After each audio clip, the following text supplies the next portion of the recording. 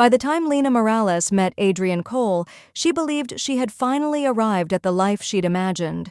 They met at a charity art auction in Seattle, a city that felt perpetually in motion, much like Adrian himself. He was polished, articulate, and carried the easy confidence of someone who'd never doubted his own importance. He worked as a senior consultant at a global finance firm, traveled often, and spoke about alignment and vision as if life were a boardroom presentation. At first, Lena found it intoxicating. Adrian chose the restaurants, corrected the waiter's pronunciation of wine, and teased Lena for her habit of double-checking menus before ordering. "You think too much," he'd say with a smile. She laughed it off, telling herself she was lucky to be with someone decisive. The comments grew sharper over time. He questioned her clothing choices before work presentations, reframed her career achievements as good starter wins, and offered unsolicited advice on how she could be more impressive. When she expressed discomfort, Adrian reminded her that he only wanted the best for them.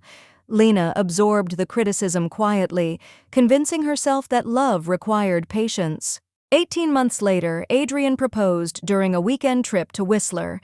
The ring was stunning, the photos flawless. Their engagement announcement collected hundreds of congratulatory messages online. Planning began immediately. Venue deposits, guest lists, catering tastings. Lena's parents flew in from Arizona to attend an engagement brunch hosted at an upscale waterfront restaurant. That brunch became the moment everything cracked. Midway through mimosas and polite speeches, Adrian stood up, tapping his glass for attention. Lena smiled, assuming he was about to make a toast. Instead, his expression hardened. "I've been doing a lot of thinking," he said, "and I can't go through with this wedding." The room fell silent. He turned to Lena, his voice cold and measured. "You're not the partner I need. You're insecure, dependent, and frankly, pathetic." Gasps rippled through the room.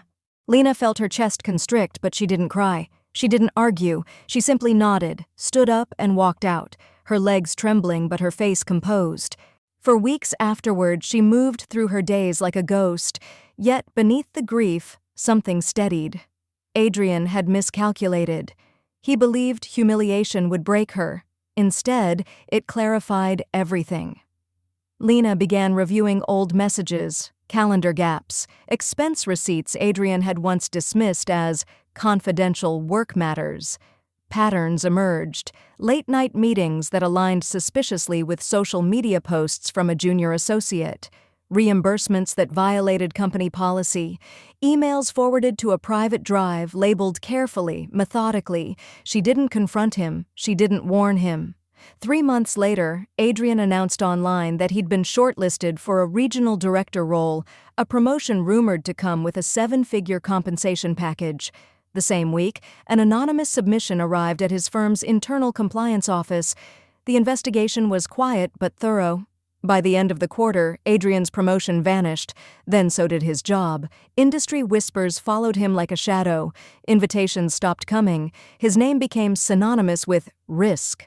Lena heard about it through mutual acquaintances but never commented. Instead, she focused on herself.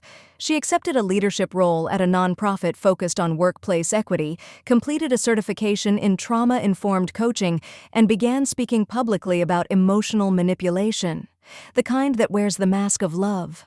Her talks filled conference halls. People thanked her with tears in their eyes. 2 years later, she ran into Adrian at a coffee shop near Pike Place. He looked smaller somehow, older. He recognized her instantly. "Lena," he said, tentative. She smiled politely. "I hope you're well." And she meant it. As she walked away, she understood the truth she now shared with others. The greatest victory wasn't watching him fall. It was standing tall long after he no longer mattered.